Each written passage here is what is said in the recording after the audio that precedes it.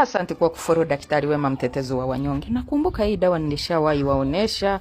Hii inaponya sana pressure. Pressure, una mtu wako anapanda pressure. Sasa kuna siku yenye nilitoa nikapikia mtu wangu nikamtumia. Hako hizi mijini Nairobi.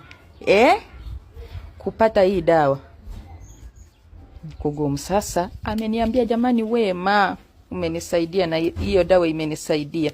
Tangu nikunywa nafanya kazi zangu vizuri, pressure haipandi. Yes. Alipigiwa simu nyumbani kwao, wakamwambia sijui uwezi, sijui wamemuingilia, sijui wakachukua sijui nini, wakachukua sijui mbuzi, lakini unaona pressure haikupanda. Mimi hii dawa inafanya. Sasa mimi nachuna nazidi kuchuna hapa. Hii dawa ni kiboko. Hii dawa ni kiboko na mimi lakini sasa mbona nimeimaliza? Ameniomba nyingine, akasema Wema nisaidie. Na tena mimi niliipanda, na mimi niko mjini. Niliipanda iweze kunisaidia. Sasa naona nimeichota. Mimi nimeichuna nikafanya nini? Yangu mbona inaisha?